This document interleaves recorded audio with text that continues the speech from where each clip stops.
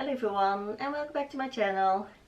In this week's sewing class we're gonna make a shirt dress out of linen, and it was very trendy last year and it will be here next year, next spring and summer too. So I thought, well, I'll make one. And I have this beautiful off-white, somewhat cream linen, and you see I already washed it and it's very wrinkly because I haven't ironed it yet. I'm gonna iron it when I start cutting. And we're going to make a shirt dress. That means it will have a collar, it will have a button down all the way down. It will be rather sheer, I'm afraid, so I think I'll have to line it. But don't be afraid, it will be very easy. We'll just make a sort of slip dress underneath and it's very easy to do. So we're not going to really line it like you line a blazer or something. So nothing difficult. The only thing is you need quite some basic patterns that I already have on my channel. I will link them down below. Because you will need the basic pattern for the collar. I just put it up a few weeks ago. The basic pattern for the top and the basic pattern for the sleeve, because we're going to make it long sleeve. Well, I'm going to make it long sleeve. Of course you can make short sleeve if you like. So you need those basic patterns. So if you don't have them yet, make them first, and you can very easily make them with my tutorials to your own sizing, of course for free. You just have to draw with me and then you have your pattern for forever, because you can always use them again, make alterations to what you want to make. And I already had to make new ones for myself because they were really worn out for all the use that I made out of. So we're gonna make that and I'll show you how it will look. So I made some screenshots of shirt dresses and I'm sure you have seen them because they were trendy last year and they are totally back this year. I like the simple ones, the cotton or linen ones. And I don't want to make too much on it because the simpleness makes it really nice. I must say I like the slits in the side seams of the left one, but I'm not sure if I have enough fabric to make it that long. Otherwise I will make it just above the knee. But if I can make it that long, then I will certainly do the side slit because I think that looks really nice. Of course we do the button row down the mid front from the top to the bottom. I thought a picture of a dress that has bed wings, but I couldn't find it anymore. But I think that the middle one has that too. At least it has very wide sleeves, but these sleeves, as I look well, are just sewn on. And I want to cut the sleeves onto the bodice so that you don't have separate sleeves to sew on. It's just one piece of fabric. And of course we put the collar on, the tie belt that I like very much. If you like, you can also do some pockets on the bodice. I think I won't do it. I won't do the cuffs on the sleeves. I will just put just some elastic on the bottom of the sleeves that you can pull them up if you want to, and it gives a little bit of poofiness but not too much. But I like that too. So I will make my drawing how we're gonna make this dress. So I made my pattern, and first I watched how much fabric I had, because that's depending on what kind of pattern I can make. And the funny thing is, this linen I bought from the thrift store, and I saw now that it is a tube. It is woven in a circle, in a tube. Normally you have your fold on one side, your selvage on the other side, but now it is round. And that is obviously not a problem, but because they had flattened it out, the sides now that are just going all around are very wrinkled, and so much wrinkled that I couldn't iron them out, I couldn't steam them out, so I cannot really use the two sides. So that means that for my pattern I have to make a seam in the mid back because I cannot put it on a fold there. But that's not a problem. It also gives some more structure to your back part, so maybe that's even a good thing that you get more kind of grip, because the linen is very thin, very flowy, and then you get some structure in the back part. So we'll make the front with the button row, the collar of course.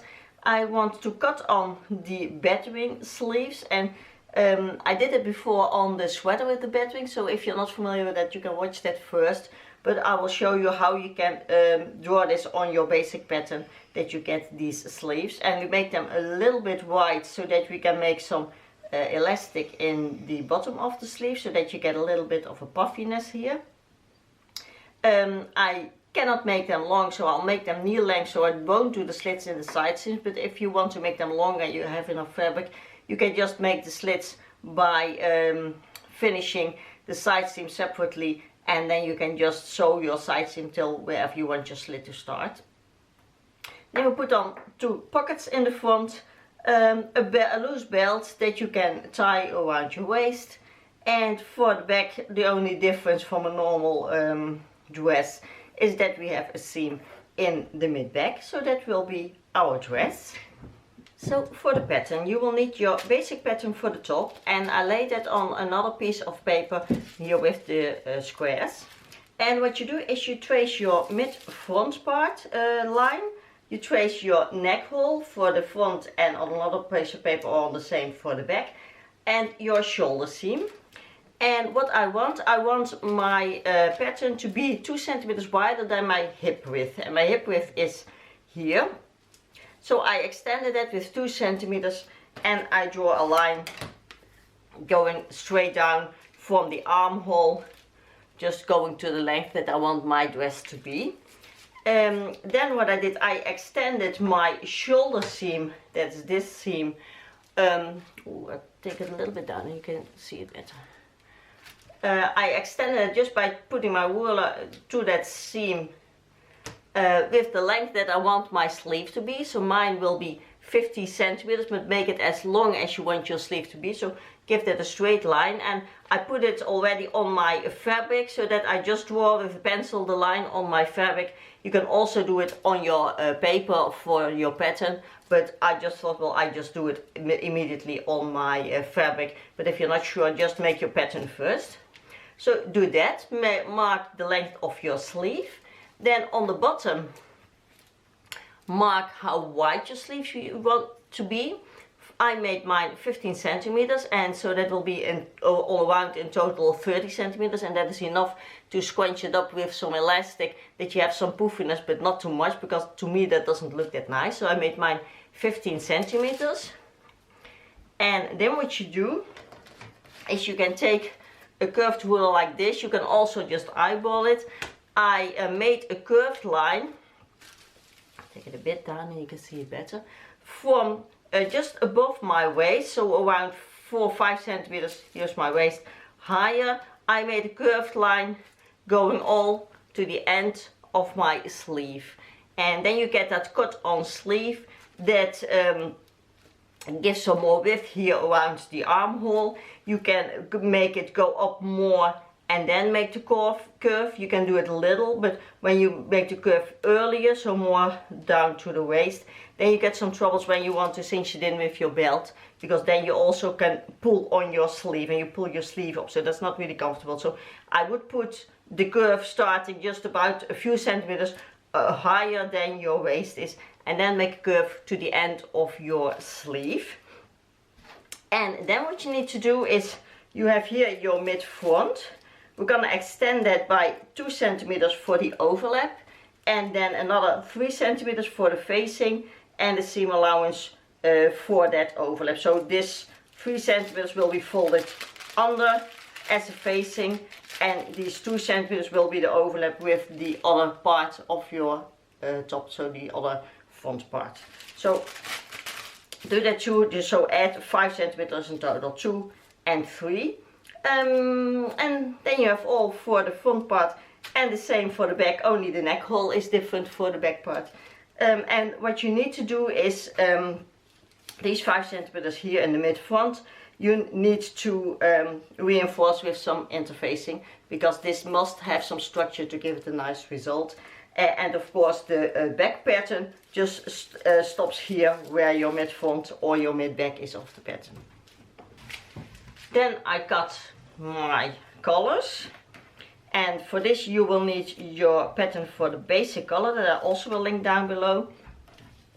And the only adjustment that I did for this is, when you saw the video about how to make this pattern, we did the extension here on the bottom 1.5 centimeter for the overlap. But now, because we have 2 centimeters overlap, you must extend it a little bit more. So give it a little bit more seam allowance here, that you have enough to get all that overlap in between. And then you just put it on the fold here. Then you have your whole stand for the collar, and same for the collar itself. Then I cut my belt, and I made mine 175 centimeters, but measure around your waist how long you want your belt to be. It's depending on your waist width, of course. And I made mine 4 centimeters wide, including the seam allowance. So also you can do that wider or smaller. Well, smaller will be very small, I think, but you can make it wider, especially when you have a larger size. It's nicer when you make a little bit more wide waist belt. And then the only thing you have to cut, and also I also still have to cut, is the pockets. And I made the template of my pockets 11 centimeters wide and 15 centimeters high. So cut that out.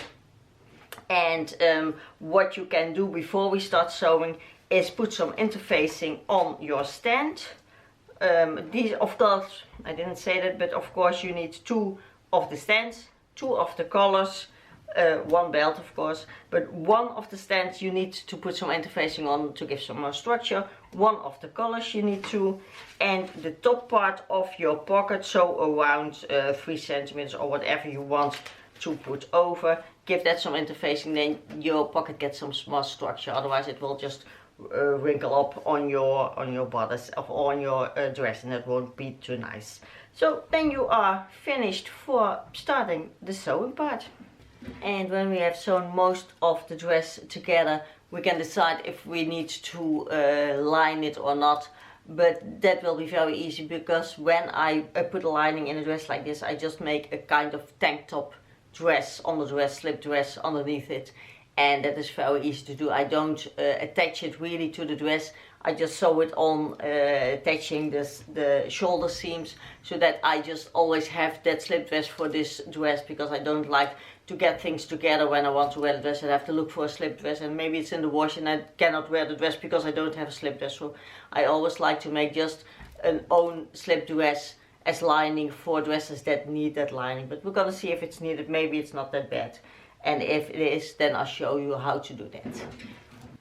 So first we're gonna sew the mid back seam. So that means put your 2 back parts right sides together, align the seam, pin it down, sew it down, and then press it open and top stitch it. And you can top stitch it with just 1 row of stitching, or with 2 like a jeans has. Whatever you like, whatever your taste is.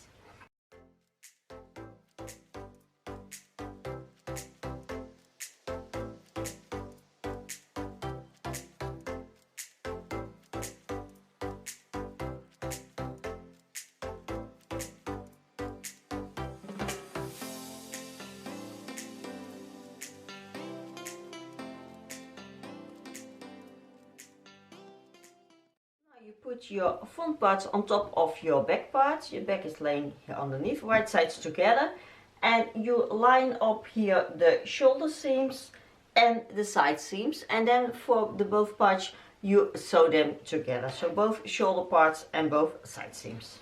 And again, when you have sewn the shoulder seams, press them down and top stitch them.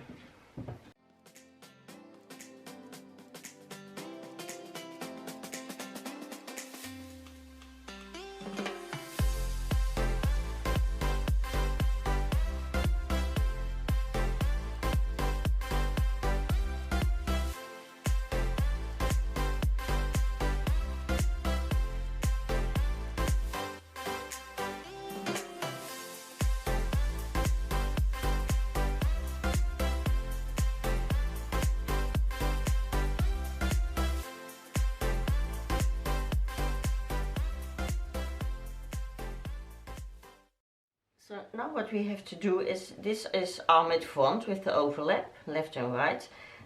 We have to finish this seam here very nicely of the facing, because when you wear your shirt dress open, you will see it as, certainly here on the top, but also when you wear it totally open, you can see it also here on the bottom. So what is nice is to do, you can just zigzag it or overlock it and leave it like that. But I rather make a hem and then stitch it down. And I do that by folding it in just a small, I won't put my pins in my mouth, otherwise you cannot understand me anymore. Just fold it in just 1/2 centimeter or a centimeter, as much as you like, and then pin that down. And what you can do, if you're not confident, you can first just sew here the hem, so just by folding it in and then top stitch it, and then pin it onto the bodice and then top stitch it again. Then you get two stitchings, but it's not really a problem. Then you're sure that your front side is nice. So when you want to do it, just do it in two steps. I will try to pin it nicely so that I can do it in one step, but make sure that the stitching that you're making here has the same width to the edge. Otherwise it will look strange if you fold it in, for example, here more than there, and your stitching here will be 3 centimeters from the side and here just 2, then you get a crooked stitching here. So measure out when you pin it down that you have your stitching all on the same width to the edge of your overlap. Do that for both the fronts, the left and the right. And when you've done that, you should have something like this. And it helps when you first iron down your facing part, then you have nicely here your fold on the edge, and then it's easier to just fold it in here and pin it down, because you have the interfacing, you have some structure. So now we're gonna top stitch this down.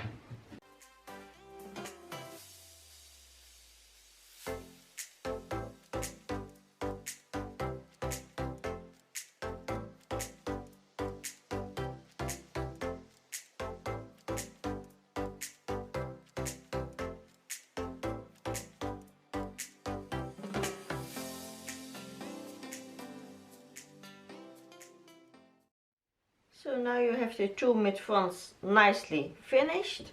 Then we're going to work on the collar. And what we will do first is put the collar parts, right sides together on top of each other. Make sure you have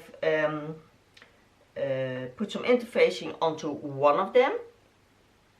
Put them right sides together and pin them around the straight edge. So not around the curved one, just the straight edge. And we're going to put them together first, and then we put them in between the stands. And I know that it's not the way you should do it, but because I am self-taught, I think this is the best method to get always a nice and clean and crisp result. So I'm going to do it like this. If you want to do it like you should do, like they learn you at school, then do it that way, but I will do it like this.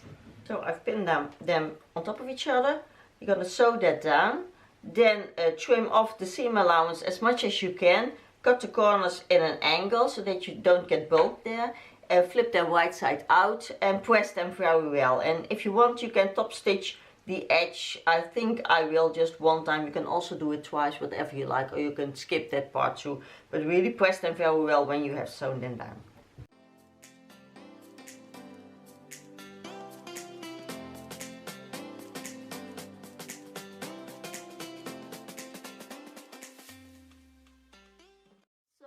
Now what we're going to do is we're going to put the collar in between the stand, and that means that you need some pins, because you have to mark where the middle of your collar is and the middle of your stand, because of course you have to align them. So you fold them together and mark them, and it's more easy to mark them separately, because then you can pin them easily together.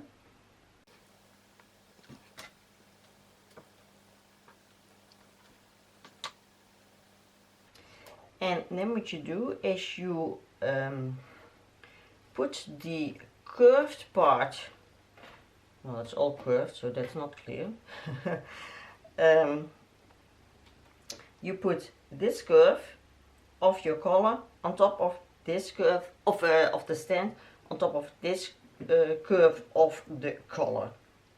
So you put the mids together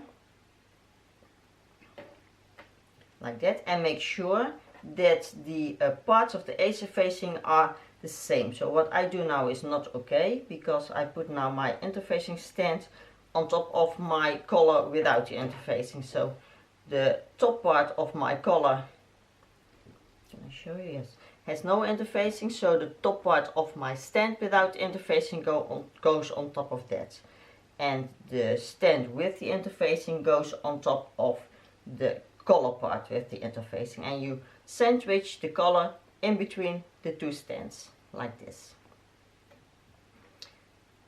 Then you pin that all around that curve, so also the extending parts of the stand, and you sew that down. Then again, cut off as much of the seam allowance as you can, fold them open, and it will be like this, and the other stand are going up too, and is press that down and top stitch that if you like to.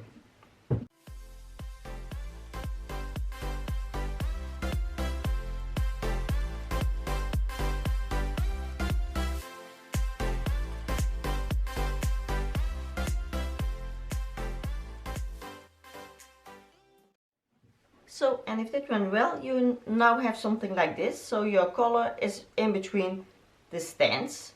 And I'm gonna top stitch this.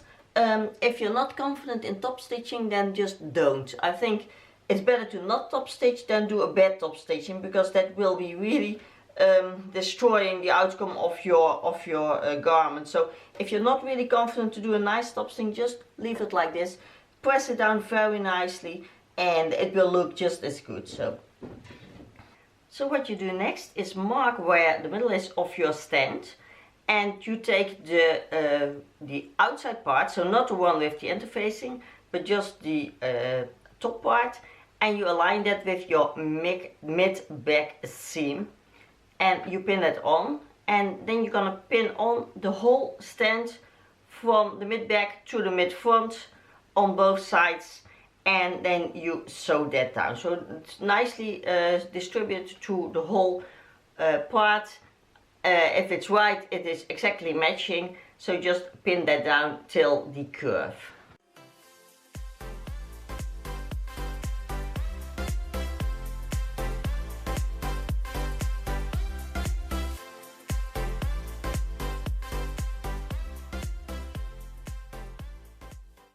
What you do is you fold in your seam allowance and pin that onto the seam, and then you can top stitch the whole stand all around, and then you also just sew down this part. You can also do it by hand if you're not confident to do it with the top stitching. You can do that very well too, but I will just pin it down and then top stitch this whole stand all around, and then your collar is nicely finished. So that's for the collar.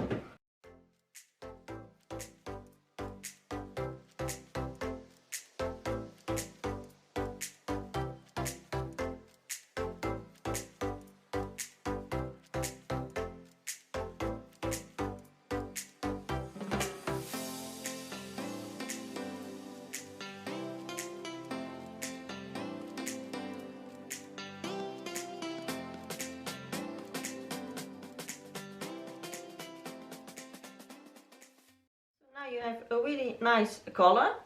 What you should do now is put on your buttonholes and your buttons, or you can put on snaps or whatever you like.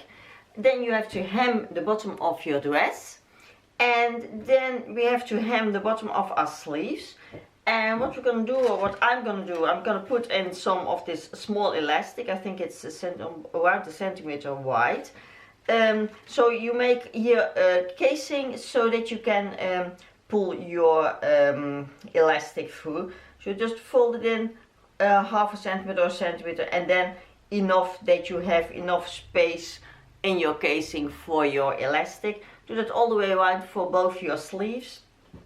Now I'm gonna sew the casing and leave an opening here at the seam to insert your elastic.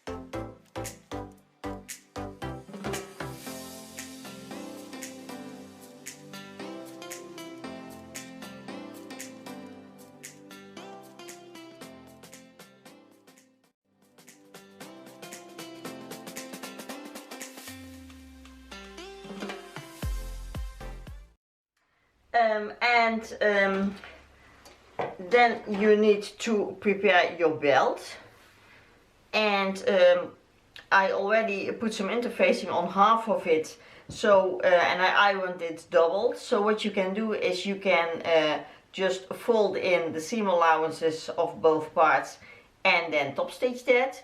I would recommend first iron it down, and it's easier to sew. Or what you can do is put the right sides together, sew the end down, and then turn it right side out and top stitch it, whatever you prefer to do with your belt. And then the only thing we have to do is put our pockets on.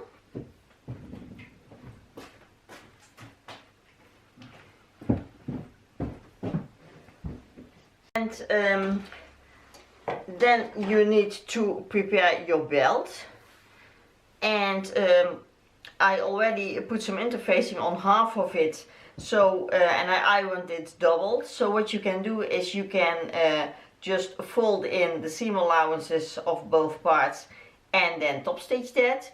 I would recommend first iron it down, and it's easier to sew. Or what you can do is put the right sides together, sew the end down, and then turn it right side out and top stitch it, whatever you prefer to do with your belt.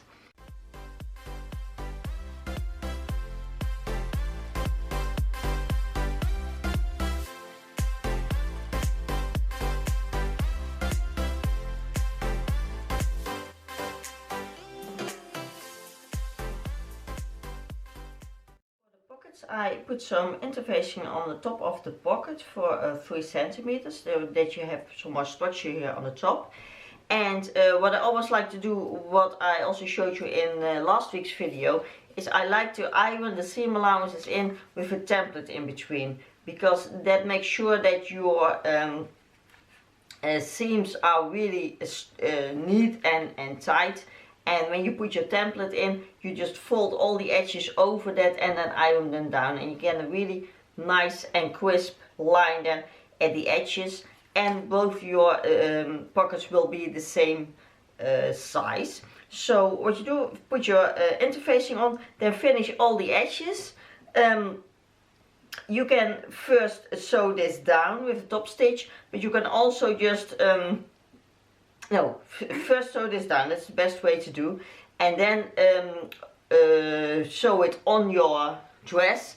Try your dress on and see what is the best place to put your pockets in, because sometimes it's nicer when they're lower, sometimes higher. And then when you've ironed the seam allowances down, you can very easily just sew them on, because it's already finished like this, so you only have to go around the pocket.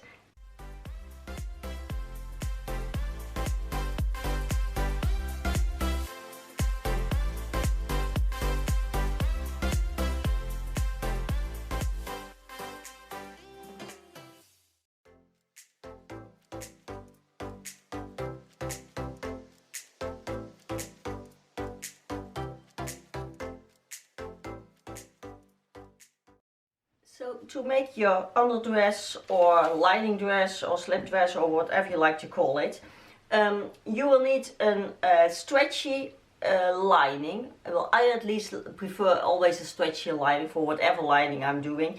And I have a rather thin one. You can also take just a stretchy thin fabric, but it has to be sleek, because otherwise your upper fabric will not flow over it, and then it will stick to it. So make sure the fabric that you're using is very sleek and soft material, and then you can use that too. What you need is your basic pattern for the top, and what I do, I always make it a little bit wider than the basic pattern, because this is your body fit, and I want an underdress to be a little bit loose, but depending on what dress you wear over it, that decides how wide you can make it.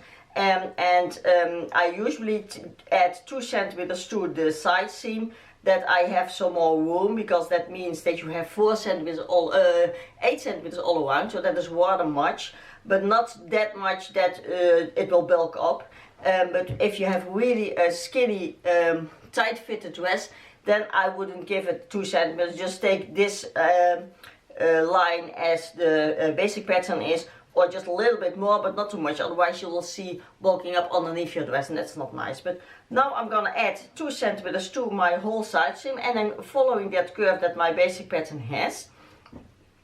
And then what I did, I measured out how long I want it to be, and that is depending on what kind of dress you're wearing. If it is a dress with a slit or with a button row that you can open up, then make sure your lining is short enough that you won't see it when the slit opens up or when you put the buttons open. So measure that out very carefully. Then I marked on my pattern where my straps, my bra straps are, because I want that as the place where the tank top part will rest, because we give it a tank top shape.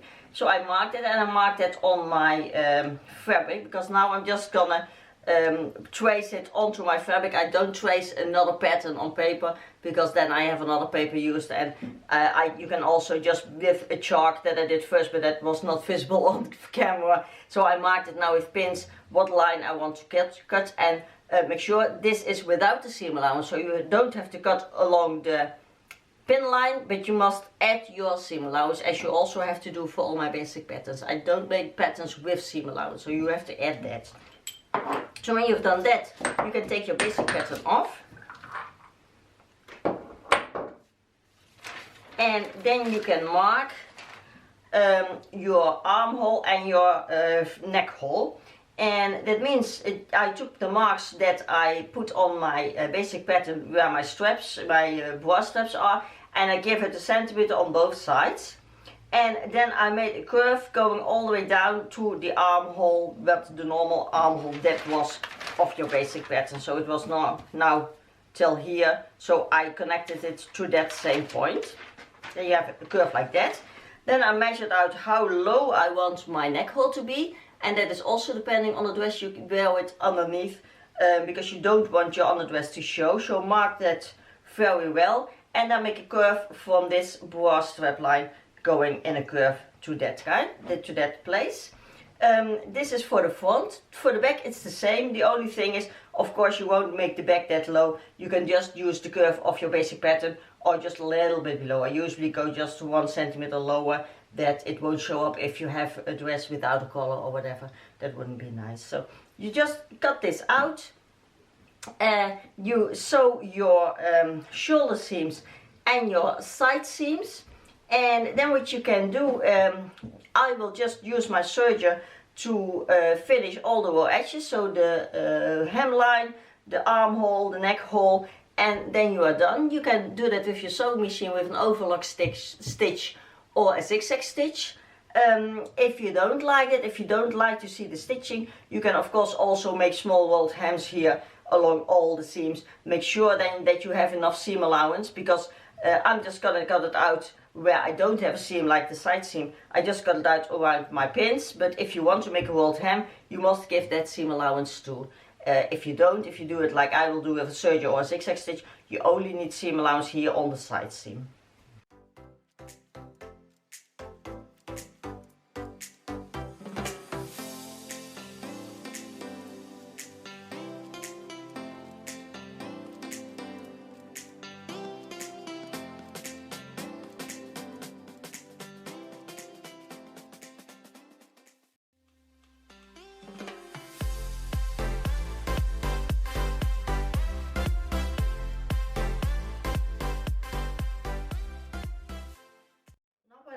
I put some interfacing onto the shoulder seams from the inside, of course, and I made a buttonhole here on both sides, and then I'm gonna put a button on the inside of the dress, also in the shoulder seam, and then you can button up your dress, your slip dress, your underdress onto your outside dress, and then you have it attached together, but you can take it out if you want to.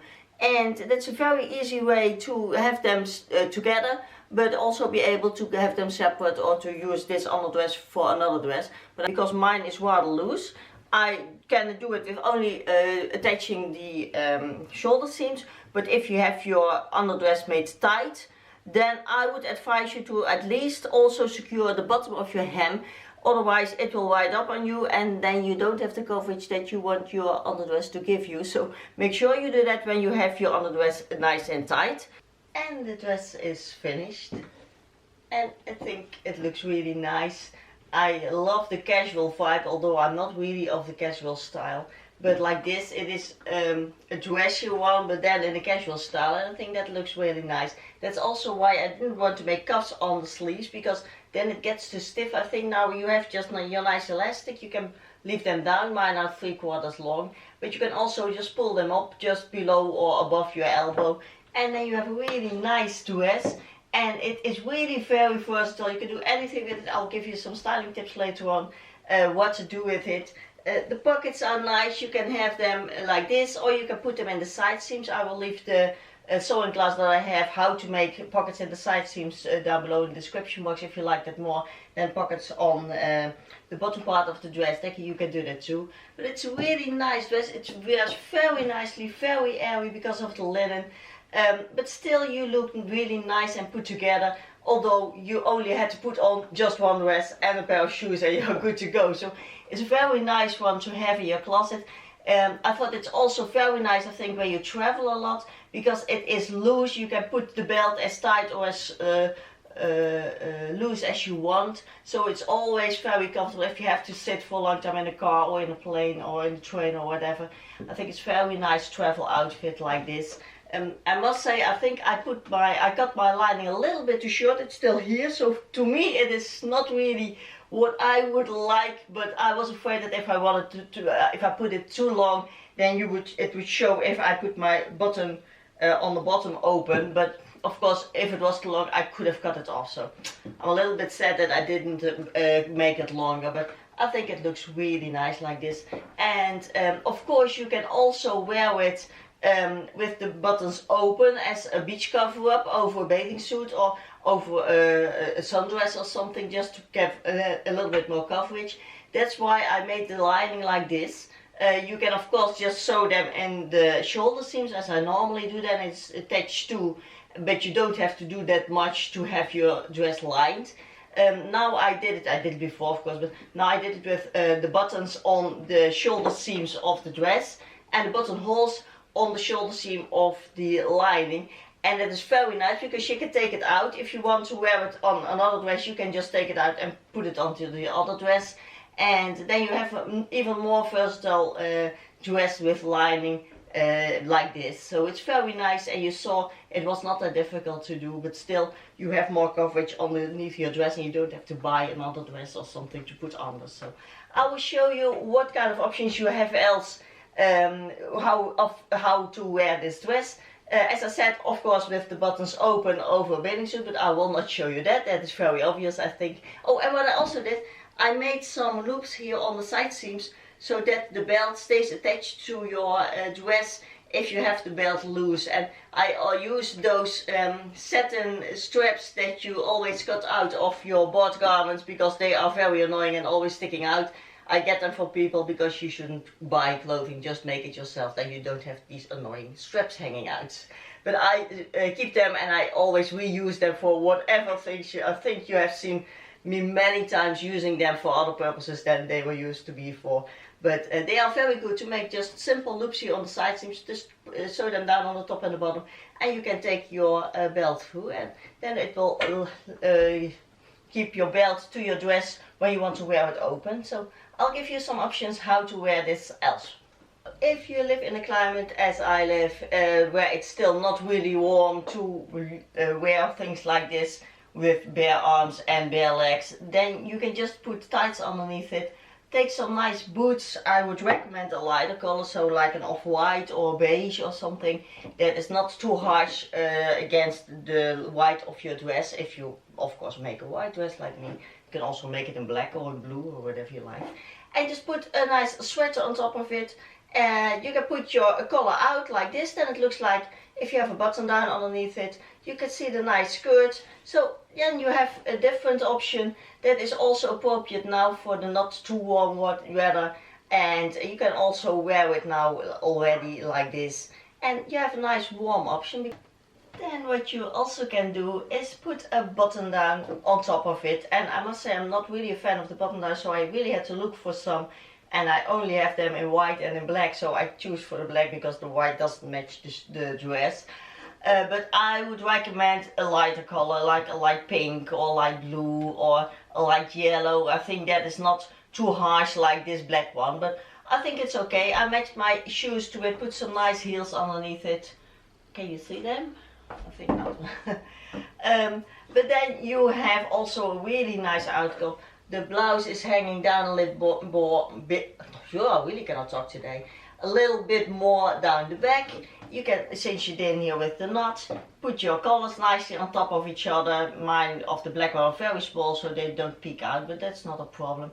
And then you have a different outlook for your dress, and it is really nice like this. You can wear it for evening out or going to the theater or something. I think it looks really nice, but still it is very comfortable to wear it like this. And I said you can also wear it as a cover up, but you can also put a cover up on top of it. And I think this one is really my favorite. I really like how it looks with that long cardigan on top of it. It's very lightweight. It's more a beach cover up than a cardigan. But I think it looks really nice like this. Although I also like the dress just plain with itself, nothing else. It's just the color and everything. It makes it really nice. But with this cover up on top of it, I think it makes a really nice, just a little bit more put together look, and you can dress it up like this too. And then for the last style, of course, I had to make an office version. Just put a blazer on top of it, your collar over the blazer, and you look really nice. Put on some nude or beige shoes that's matching your color. To me they are a little bit too dark, but I think it's okay. You can also try to match your blazer, but make sure that the color is really matching your blazer and not just a little bit off. And then you look really nice. You can keep the belt on, I think that looks okay. If you need to put your blazer closed, then take your belt off, because it's not comfortable if you have this underneath your blazer when you have to wear it closed. But I think this looks really nice too. So I hope you liked this shirt dress. I hope you liked making it. I hope you like my style tips. If you have any questions, anything to say, just leave me a comment down below. And if you have any suggestions, just let me know down below and I will get back to you. I have some problems getting notified that I have some comments, so maybe I'm late. I usually reply the same day or almost the same day. So if you don't hear from me, please try again, because I try to check all my videos, but I cannot watch back every one of the 100 videos that I almost have to check if there is a new comment. And so YouTube has some troubles notifying me that I have a new comment, so I'm not always there to read it. So I hope they will fix it, because I really want to help you out if you have any questions or problems with sewing, and there are the comments for. So I hope you liked it. Thank you so much for watching. Please subscribe if you haven't already. If you are already a part of the family, thank you so much for subscribing and for watching every week. And I'll see you again next week. Bye!